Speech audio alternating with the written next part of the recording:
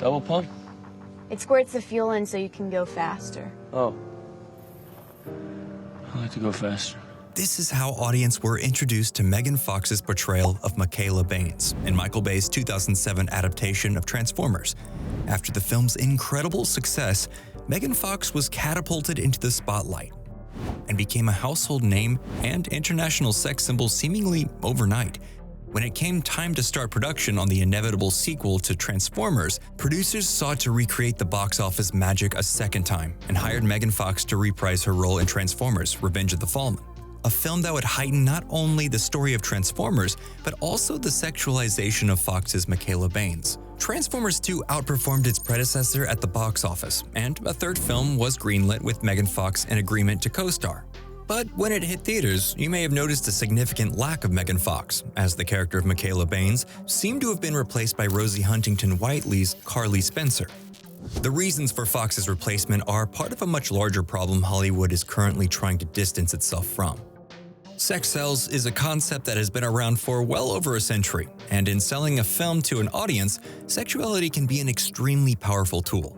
While sexualization of women in films is as timeless as the medium itself, we're going to be focusing on a few trends that were appearing in Hollywood at the time of Transformers' initial release. The early aughts were rife with films that predominantly featured attractive women in roles that had very little to do with the character development and more to do with having scantily clad women placed in compromising positions. Magazines like Maxim were specifically tailored to pique the blossoming sexual interests of young men and were flying off the shelves. And those same young men were flocking in droves to movie theaters across the planet. Hollywood was using sex as a way to generate controversy and then riding the waves made by that controversy into some fairly large profit margins. Films like American Pie 2 and Road Trip were generating profit margins of over 700%, and numbers like that just don't get ignored. The message being sent to studios by consumers was that audiences wanted to add a little spice to their summer blockbusters, and by 2007, there was quite a lot of that going on. Sex was, in fact, selling. Michael Bay's Transformers was one of the most highly anticipated films of the aughts. Transformers fans had been salivating over the big screen adaptation of the franchise since Steven Spielberg was attached as a producer back in 2004. The studio clearly had high expectations for the film, which was reflected by a budget of over $150 million. Now, when a movie gets this much money thrown at it, a studio will do anything and everything in its power to squeeze as much money out of the moviegoer's wallet as they possibly can to make their money back. Part of that success model involves the casting of attractive women in leading roles. However, these casting decisions can end up being sort of a double-edged sword for the performers who are taking the roles. Sometimes talented performers can get overlooked as being just a pretty face, or get pigeonholed into roles where they seem to almost function as a prop versus a completely fleshed out character. It's important to note here that you can't write Megan Fox off as just a pretty face. Megan Fox worked hard to get to where she was at the time of her casting in Transformers. She had been training in dance and dramatic arts since the age of 5, and left her small hometown in Tennessee at 17 years of age to try and make it in Hollywood. After some minor successes in an Olsen Twins movie and a supporting role in Confessions of a Teenage Drama Queen, Megan Fox caught her big break with Transformers. And in a way, Transformers caught a big break with the casting of Megan Fox. Buzz and hype are two key factors in selling a motion picture, and Megan Fox generated a ton of it. Tabloid magazines began comparing the young starlet to Angelina Jolie, and her name became synonymous with the phrase sex symbol. She would begin appearing on talk shows and gracing the covers of internationally distributed magazines, and as much publicity as this was generating for the young Hollywood starlet, in turn, it was also generating enormous buzz for Transformers. We don't know how much Megan Fox was paid for Transformers, but it's rumored that she was paid around $800,000 to appear in the sequel. The point here is that the marketing value of the casting far exceeded the price of the performer. A 30-second primetime television ad can cost upward to $100,000 depending on the network and the show. For $800,000, Megan Fox would not only appear in the sequel, she would also be contractually obligated to do press work for the film during its release, something that is worth far more than any commercial could ever be. Transformers 2 is where things started to get a little messy between Michael Bay and Megan Fox. In an interview with Fox News, Megan Fox accused Michael Bay of forcing her to gain weight for her role due to his preference for a full-figured woman.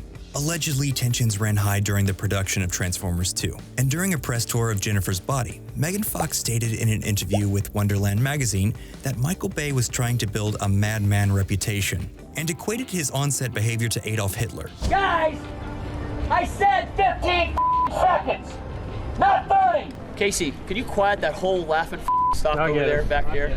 I know they're having a great time. This is a problematic statement that, whether intentional or not, has roots in anti-Semitism. It really didn't resonate well with the film's producer, who also happened to be the same guy who won an Oscar for directing Schindler's List. In an interview with GQ magazine, Michael Bay revealed that after one conversation with Spielberg about this incident, he instructed him to fire Megan Fox from the film. And so, after production wrapped on Transformers 2, Megan Fox was fired from the role of Michaela Baines, and the character was changed to Carly Spencer, played by Rosie Huntington-Whiteley. Here's how that character was introduced, by the way. What is that? This is your new lucky bunny.